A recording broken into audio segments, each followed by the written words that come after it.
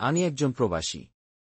দীর্ঘ 10 বছরের পরিশ্রমের টাকা প্রতারক চক্রের হাতে তুলে দিয়ে এখন আমি সর্বশান্ত। ফ্ল্যাট বুকিং দেওয়ার আগে অনেক ভালো ভালো কথা এবং ব্যবহার দেখে আমি ওদেরকে বিশ্বাস করিয়েছি সরল মনে। বুকিং দেওয়ার পরে আমি বুঝতে পারছি আমি প্রতারিত হয়েছি।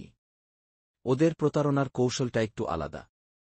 ওরা মানুষকে সরাসরি প্রতারিত না করে বিভিন্নভাবে প্রতারিত করে।